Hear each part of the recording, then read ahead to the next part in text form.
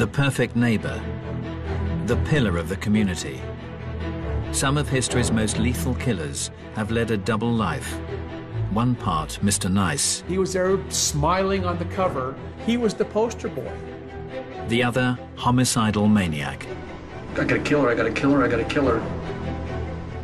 Forensic psychologist Lou Schlesinger has spent decades delving into the minds of murderers. The notion of a serial sexual murderer lives in his mother's basement and, kills cats is just incorrect. Serving detective Jackie Sabir is an expert in the mechanics of crime. The killer has a good working knowledge of this building. Between them, they're dissecting a case that struck fear through a community. That specter, that ghost, that man without a face, it was all back. The anger in his eyes, that was the one thing that stuck with me for years and years. And investigating if its perpetrator was born to join this most elusive breed of killer. I just knew in that moment I was gonna die.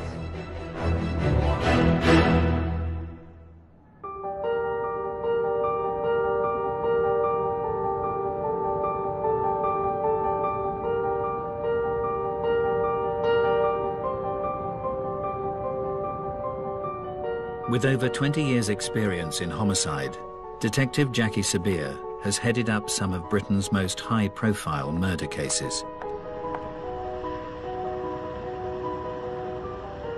She's in the suburbs of Buffalo, the unlikely site of a crime that sent shockwaves through western New York. One of the really special and exceptional things about Buffalo is actually the stability of the community here. People feel safe, and people that grow up here often come back here to raise their children. There's a good standard of living, there's stable employment, even through some very difficult economic times. And nowhere is this sense of tranquility more apparent than in the idyllic neighborhood of Amherst. Amherst has been voted one of the safest communities in America. It's a picturesque community, a community of affluence. It's where most families aspire to move or live in. Just a very nice place to live and to raise kids. Each year, the beautiful setting also attracts over 30,000 students. It's home to one of the largest universities in New York State, University of Buffalo. As most campuses do, it has a jogging or biking trail fixed to it. It runs along Elka Creek, and it's a beautiful paved trail that you can run, bike, rollerblade. During the fall of 1990, second-year communications student Linda Yalem had been making the most of the green open space.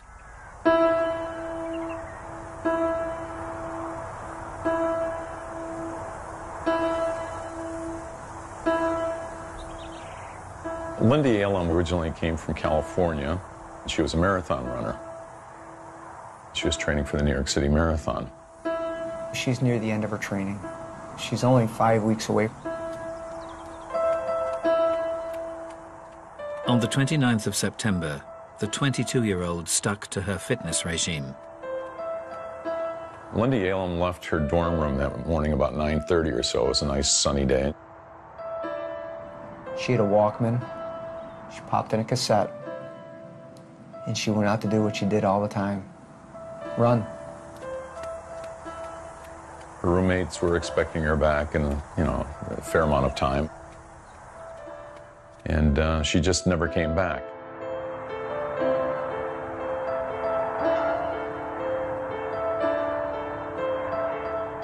An extensive search was launched along the bike path where Linda was known to have been running. Major Steve Negrelli recalls the moment the hunt for the student came to an end. They stretched this whole 5-mile path, searching the path, the woods, and where we're standing now, Linda's body was recovered.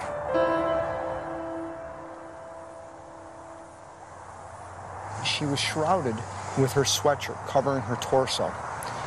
Underneath the sweatshirt, her brassiere and t-shirt was lifted up, exposing her breast.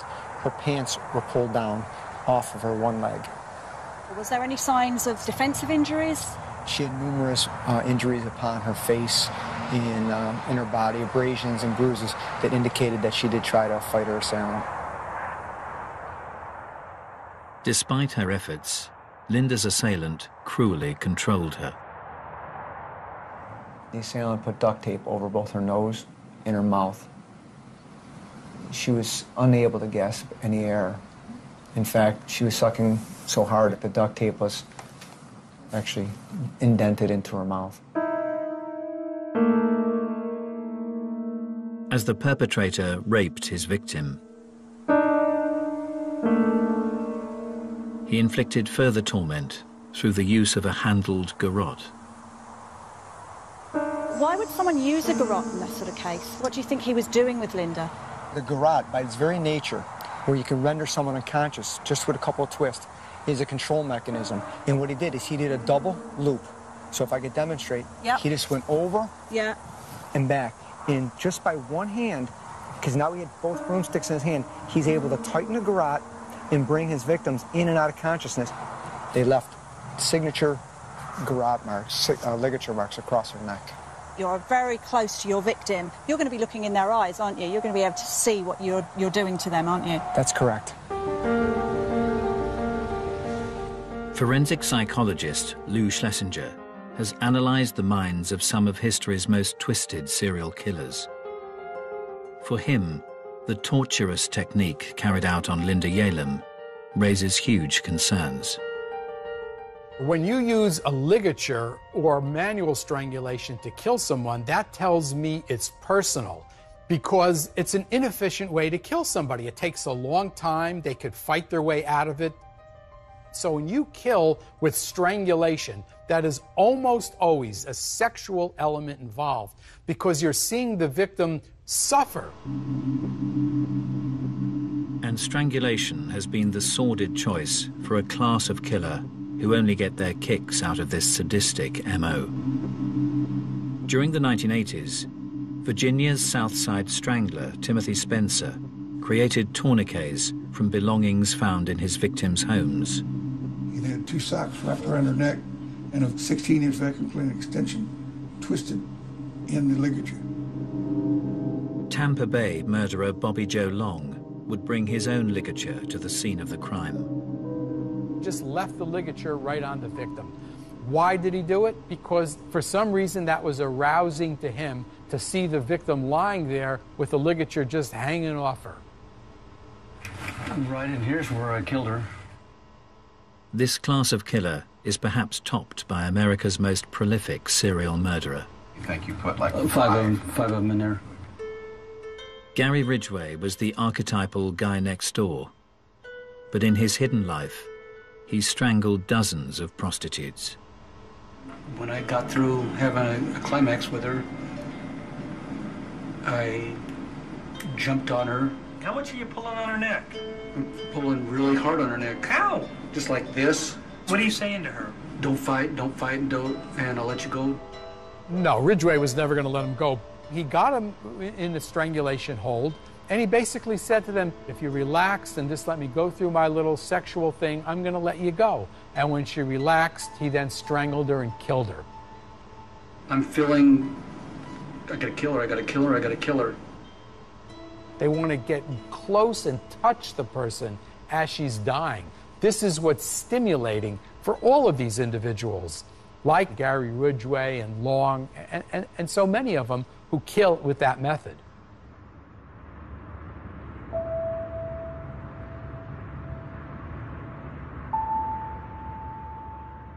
In 1990, in Amherst, Buffalo, the community had been shattered by the strangulation of student Linda Yalem. She was jogging in the middle of the day. She was attacked. No one saw her coming or going. No one saw the attacker coming or going. How does that happen? Detective Jackie Sabir is on the scene with Major Stephen Negrelli as he recalls the moment detectives received a break in the case. A woman called and said she saw a man behind a woman pulling her from behind, pulling across this exact bridge. The sighting suggested that the killer was acting with unabated confidence. This is a Saturday in the month of September. This path is teeming with people. He was brazen enough during daylight hours to grab a victim, drag her over the bridge, and rape her and leave her right here. But as the investigation gathered momentum, it became clear that the assailant's actions were far from random. So the detectives had witnesses that suggested that he'd been staking out the place days before. That's correct. And one such witness was a local factory worker who had spotted a work colleague in the vicinity just days before Linda's death. And his co-worker saw his fellow co-worker walking on that path. Thought it was unusual, went to talk to him, and his co-worker pretended like he didn't see him. Acted bizarre. Although the factory worker was brought in for questioning, no one suspected the murderer could be this pillar of the community. Altemio Sanchez. He coached the boys' baseball team. He played on, community baseball teams through his church. All of his neighbors said he's the greatest guy. He'll mow your lawn for you. He has the nicest looking lawn in the neighborhood.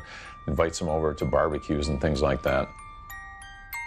Despite the model neighbor bearing a marked similarity to the perpetrator, close colleagues on his shift at the factory didn't take it too seriously. There was a father and son who worked at the plant as well, and when the composite sketch was out there, they used to joke with him and say, "Hey Al, this looks just like you." And he'd kind of chuckle.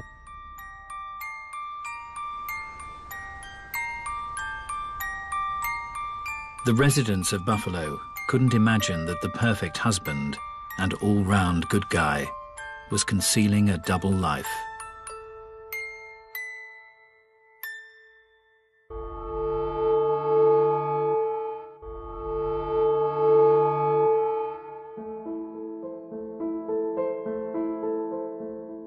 Forensic psychologist Lou Schlesinger and serving detective Jackie Sabir are unraveling a case that rocked a suburb of Buffalo, New York. In 1990, Amherst student Linda Yalem was sadistically raped and strangled on a local bike path. For Jackie Sabir, the killer's movements reveal a meticulous operator. This is an incredibly open public space, so for him to have the confidence to have staked out this location, knowing that he wouldn't be disturbed, starts really raising the levels of anxiety of the detectives. This wasn't a spontaneous assault.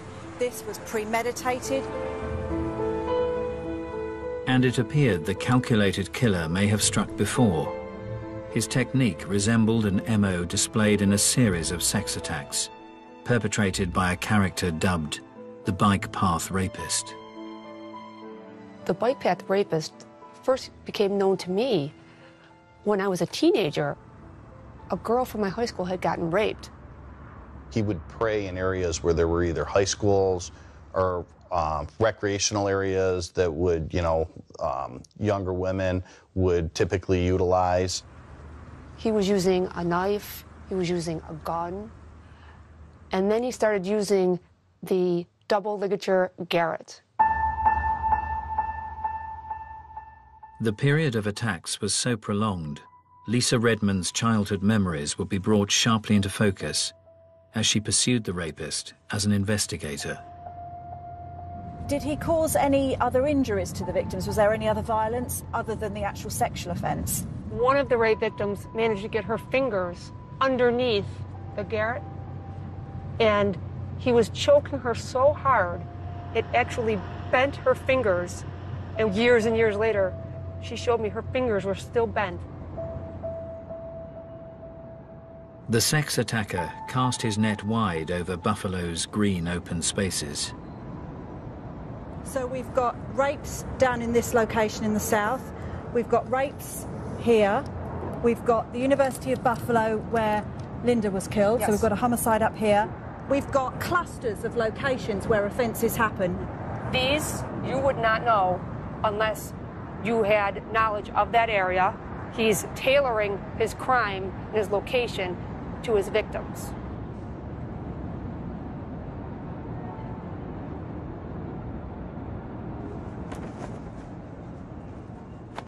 In 1986, 17-year-old Hamburg schoolgirl Susie Coggins would experience the terrible wrath of the rapist firsthand. I was walking to a 9 o'clock class. That day I was running late, so I had to cut through all the bike paths to get to school so I wouldn't be late. I heard someone running through the woods. I turned over my shoulder to look, and I saw this guy. I saw the rope in his hand, and I thought, he must be running his dog or something. But the perpetrator wrapped the rope round Susie's neck, lifting her off the ground. When I went up in the air, I couldn't breathe.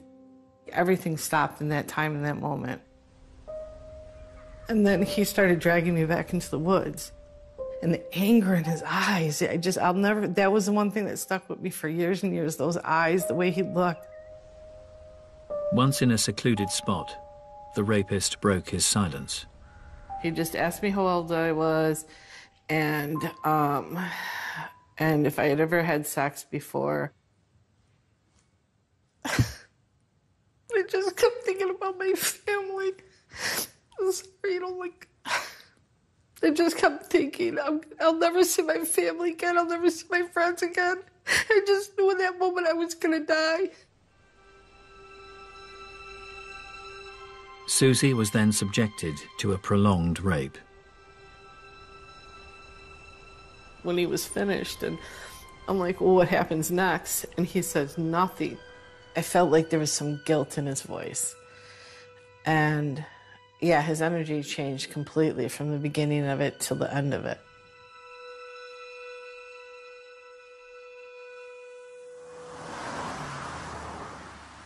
As police desperately pursued the rapist, charismatic factory worker Artemio Sanchez was as popular as ever.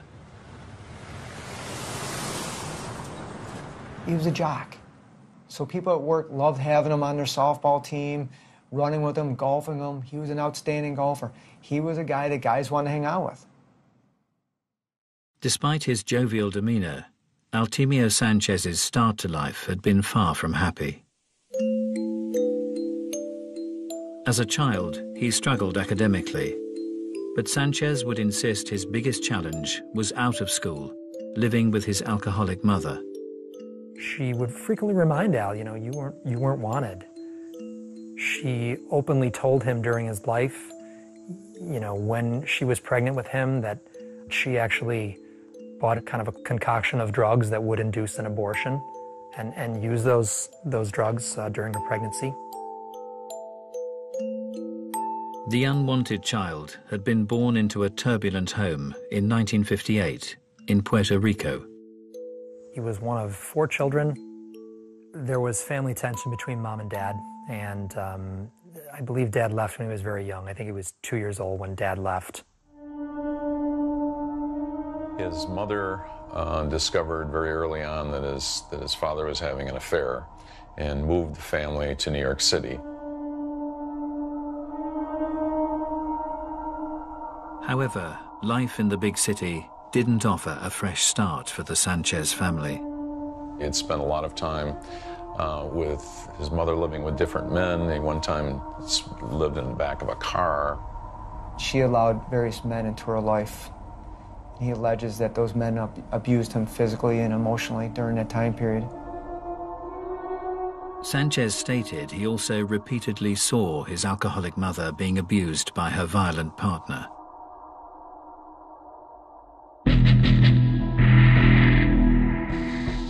For forensic psychologist Lou Schlesinger, a child witnessing aggressive behavior against his maternal figure can have devastating consequences in later life. The main effect that has is it desensitizes the child to violence. He sees an aggressive boyfriend, an aggressive father figure who treats women like this, and he identifies with the aggressive person rather than identifying with the victim. Many of history's most despicable killers have developed a dysfunctional view of their mothers in their formative years. As a child, the Yorkshire Ripper, Peter Sutcliffe, regularly saw his father humiliating his mother, Kathleen. One time, John Sutcliffe spotted Kathleen talking to two men in a pub. That's all, talking, and he slapped her straight across the face. So here we have his father saying, this is what you do to be a man, and, Peter is very much saw women as either Madonnas or whores. You're basically using your parents as a role model, and if that's what your role model is doing, it stands to reason you're going to do very similar sorts of things.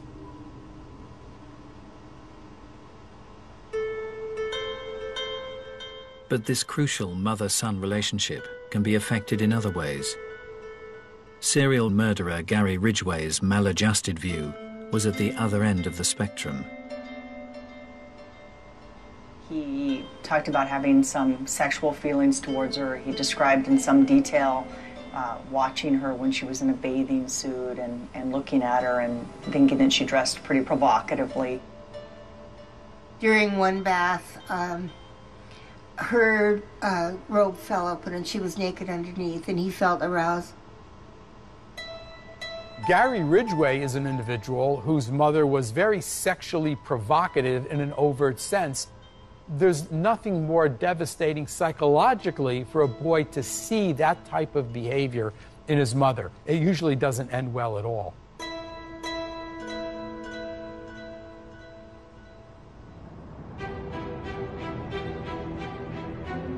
In 1990, in Buffalo, New York, police had connected the murder of student Linda Yalem to a string of brazen rapes committed along the area's bike paths and trails.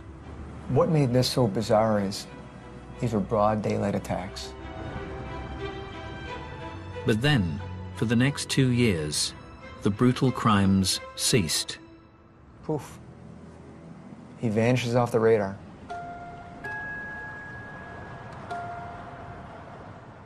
Just a short drive away from the tranquil bike paths, Exchange Street in downtown Buffalo seemed 1,000,000 miles away.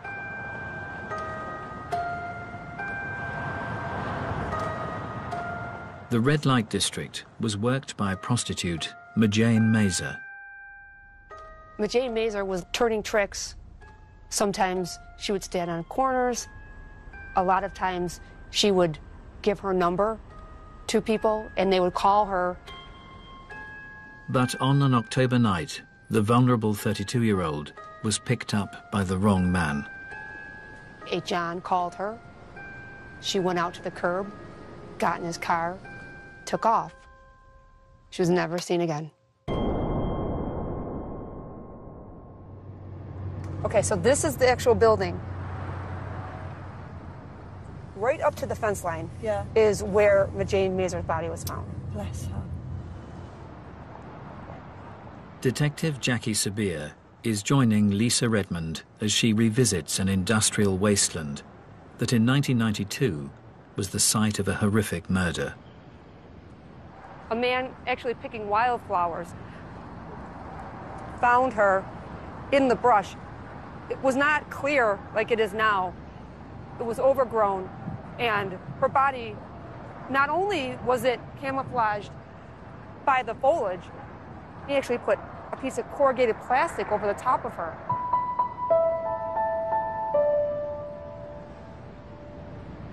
When her body was discovered, what condition was her body in? She was lying prone. There was a plastic bag right around her head at the neck, and then another garbage bag pulled over the top. On closer examination, Majane's cause of death was undeniable. There was evidence of ligature strangulation on Majane. She had the double ligature marks on her neck, but due to the circumstances that she was a prostitute, that she was covered the way she was, the investigators at the time did not put two and two together that she was a victim of the bike path rapist. Did the detectives form an impression of who could have done this, though? What type of person would have done this? They thought that it would be someone that she knew or was familiar with because of the way the person had painstakingly taken the time to try to hide the body. As police chased up leads, they were unaware that one of Jane Mazur's regular clients was a local family man leading a double life, Altemio Sanchez.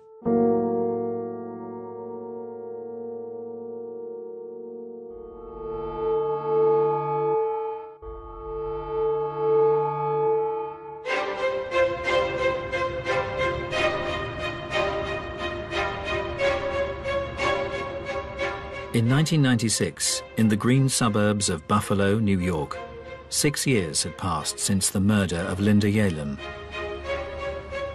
In the wake of her tragic death, the local community was determined the young student would never be forgotten.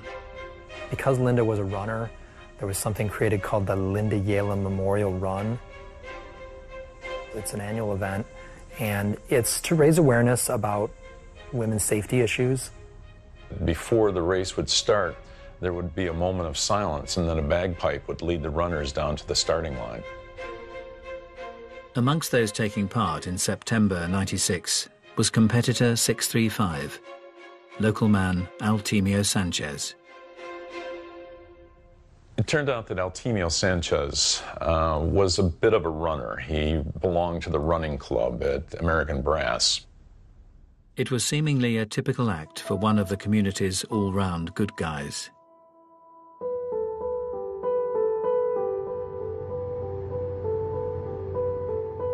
Detective Jackie Sabir has come to Cheektowaga, the neighborhood in which Altemio Sanchez set up home with his college sweetheart 10 years previously. Cheektowaga is an incredibly safe, quiet suburb, low crime, and it's great schools. And that's why Sanchez and his wife picked this location to raise their family. He had 2 sons. He was very involved in his community. Nothing remarkable about him. He just seemed like a neighbor. He was the guy that, when snowfall came, he'd be out there with his snowplow plowing out your driveway. He was a member of his local church community where he was coaching the softball league. His family were well known. He was here for a long time, so he'd established ties. In his working life at a nearby brass factory, Sanchez was also well liked. Fellow worker Ken Chakai would regularly chat with the forklift driver as his night shifts drew to a close. And your first impressions of him? He was just a normal guy? Normal guy. Very nice guy. Soft-spoken. I can't say anything bad about him. Was Sanchez ever in trouble at work, or were there any issues? He was a good worker. Yeah. Was there any gossip about him, or rumours?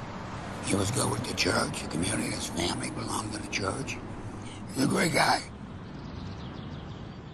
Nobody in Buffalo believed that Altemio Sanchez had anything to do with the murder of Linda Yalem. Having worked extensively with the FBI, Professor Lou Schlesinger is fully aware that for many, a serial killer is hard to spot. The notion of every serial sexual murderer being weird and a loner, lives in his mother's basement and, kills cats is just incorrect. To further understand those capable of concealing a heinous double life, the psychologist is meeting an offender who ruthlessly targeted women. How did you feel when you were raping someone? Oh, I felt powerful. This inmate is a serial rapist who remained undetected within his community for over a year and a half. Someone knows very little about this topic. What could you say to help them understand the mind of a serial rapist? For me, I hated myself. I felt that I wasn't adequate. The sex offense is not about sex. It's about the power and control issues. It's about the self-esteem issues. It's about a person who is desperate to be accepted and validated as a person. While you were raping women, you were in a relationship with women. Well, in this case, I was married. You were married. Did you feel you led a double life in a sense that nobody even knew you were capable of something like this? Oh, absolutely. Tell us about it. I had regular work. I worked hard. I was responsible. I enjoyed activities with other people. When different people that knew you from the community and whatnot realized what had happened, were they pretty shocked? Oh, yeah. Yes. And didn't have a clue that you were capable of this? In fact, I remember the prosecutor during the case made a statement in court that, you know, in all other aspects of my life, this is the guy you would want your daughter to bring home, because I was a steady Nice guy. person. Right. Talk well, smart. Right. But I had this dark side that I was going out and raping.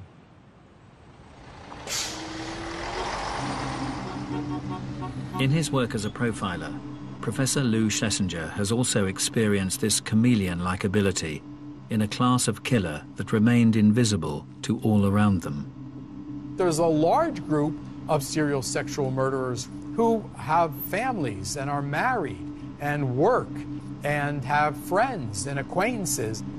She got sick, got her a glass of water, comforted her a little bit, and then went ahead and tied her up, and then put the bag over her head and strangled her.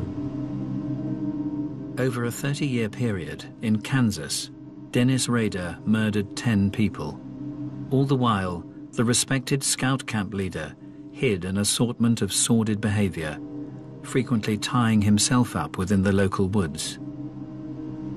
He was very big into autoerotica. What he did was to leave the campsite where the Boy Scouts were, and then he attached a camera on a cord and would take photographs of his accomplishments. Most people believe they can detect deviancy and particularly danger in others when they really can't in some cases. In Riverside County during the 1990s, model citizen Bill Suff's murderous identity was even more impenetrable. He was supplying equipment to the police department, the same police department that was investigating him. A homicide victim was found one morning when two of the investigators were with Bill, and their pager went off, and Bill made the comment to them, "Oh, did you find another body?" If a person interacts with you and makes jokes and seems like a normal guy, why would you possibly suspect that he's capable of such extreme deviancy?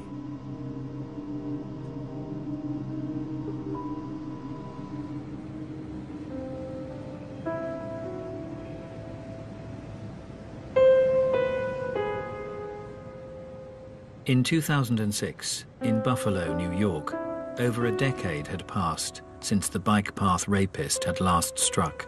As time went on and there were no more attacks, I really believe that the community became less guarded. They believed that maybe he left the area, was in prison, or possibly dead. Collectively, the community still had it in the back of our minds. That's where we pushed it, because everyone wanted to believe deep down that we were safe. On the 16th anniversary of Linda Yalem's murder, respected neighbor and loving husband Altemio Sanchez had been out with his wife at an office reunion. He was photographed at a downtown bar at a party with a drink in his hand, with his wife, with his arm around his wife. But amidst the celebrations, no one could have guessed how Altemio Sanchez had spent the day.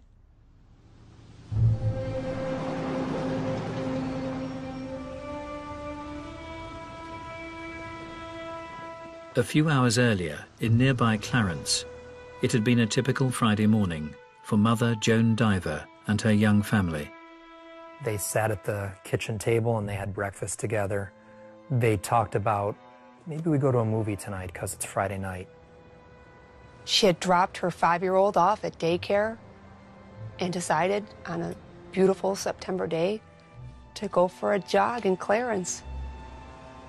Joan parked her car in her usual spot before heading out along the bike path. But as the morning drew to a close, the 45-year-old didn't reappear from her run. At the normal time of pickup for daycare, Mom didn't show. Her son kind of stood at the window and looked out the window like, where's Mom? With no sign of Joan, an extensive search was mounted. Detective Jackie Sabir is joining Steve Negrelli as he retraces its final steps. A couple of Boy Scouts and a scout leader. They just want to help the diver family, so they were out here volunteering, searching.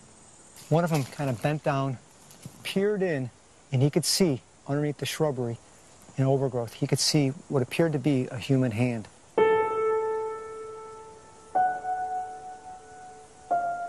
was in fact Joan Diver. What did she actually look like when she was here? And she was laying on her back. Her pants were down. Her shirt had been lifted up, exposing her breast. You could see that she had been in a struggle. You could see that there were some marks on her body. Although not witnessed for over a decade, the method of murder had a chilling familiarity. Those distinctive double ligature marks on her neck. So even after the 12 years had passed, it's almost like a textbook copy of what happened before. All the MO was lining up. The time of day, a secluded bike path, a white female jogger, the ligature. Everything's going down that path. It's the bike path, it's bike path, it's bike path. As detectives discovered the victim's car had been moved, lab tests cast out any doubt that the perpetrator had returned. What came back was one droplet of sweat on the steering column where you put the key in. They were able to obtain DNA sample from that exact key tumbler. That DNA that was discovered was in fact the DNA of the bike path rapist. That specter, that ghost, that man without a face, it was all back. But as his reign of terror entered a third decade, the identity of Buffalo's elusive serial killer was about to be unveiled.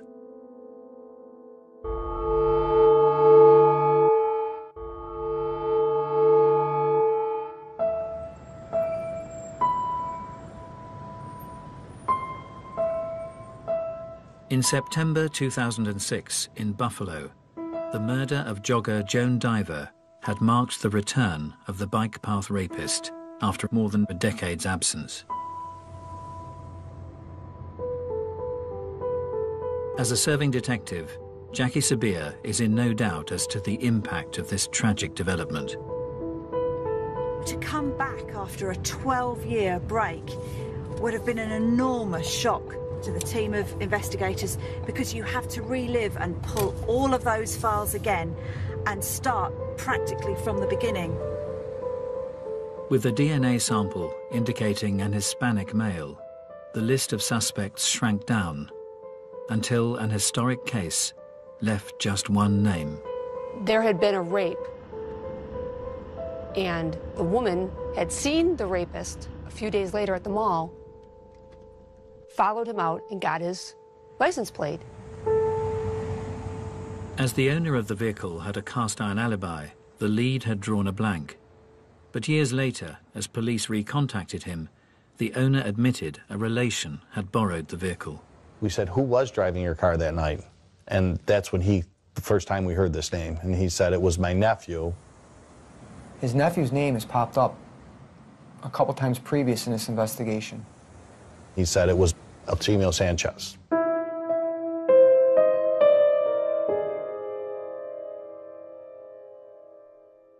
It was like getting hit in the face with a baseball bat, because after all these years, we finally had a name to the faceless monster that had been terrorizing the women of this community. With a direct DNA match, the church-going softball coach was questioned by Detective Lisa Redmond. At first, he didn't believe I was a police detective. It made me show him my badge. His attacks were about controlling women He couldn't control her. She was in charge. It unnerved him. At one point, he said, "I think you're something else." And I noted that he said something, not someone. He referred to me as something. As news of the arrest spread, local residents struggled to comprehend the identity of the unmasked killer. Neighbors going on TV saying that we had the wrong guy, that we were wrong. Altimio Sanchez's wife, I really don't think that she had any idea what was going on. In the morning, he commits a murder. At night, he's with a work party with her. And while she's pregnant with one of their children, he's out raping, or he's patronizing prostitutes. I don't think she saw any of this madness, that dark side of him at all. The factory night shift workers' colleagues were left equally mystified. When the news came that the bike path rapist was arrested, the one gentleman I interviewed said, "That's great, he's off the streets, finally." And then they said, "You know, it's Al Sanchez." And he swore and said, "Why are you picking on Al? It couldn't be Al." But those who had experienced the dark side of Altimio Sanchez were in no doubt that police had got the right man. I remember running as fast as I could to the TV, and I'm like, "Oh my God, that's him." And I saw those eyes, and I just remember falling to my knees. I just started crying. It was finally over. It was finally over. Basically, what we had was a monster living amongst us that we never realized was there. In court, Altimio Sanchez would be sentenced for the murders of Linda Yalem, Majane Mazer, and Joan Diver. He's looking like he's a broken man. You know, his head's bowed, you know, his hands are clasped in front of him. Such a slap in the face to see him play that role, because he absolutely was not sorry for any of his victims. He was sorry he was caught. Whilst Altimio Sanchez presented himself as remorseful, other killers who deceived all around them have played out their final acts of freedom in different ways. Gary Ridgway quietly faced his victims. How do you plead to the charge of aggravated murder in the first degree, as charged in count 5? Guilty. Dennis Rader reveled in detailing his heinous crimes. I got on top of her and then strangled her with a belt at that time. But to fully appreciate these cold-blooded killers, Professor Lou Schlesinger believes you have to look to the past. If you want to understand an offender, don't go by how he appears in court. Take a look at what he did. What he did tells you what the offender is really like. And Altimio Sanchez's brutal history undoubtedly bears the hallmarks of this most dangerous class of killer. The guy next door who was simply invisible. Sanchez shares a characteristic of many serial sexual murderers. These offenders are in a class of their own, in as much as those who see them in their environment, and they don't see somebody who's mentally ill, who's psychotic, yet they all have a dark side, and they're extremely dangerous and extremely violent, although the average person doesn't see it.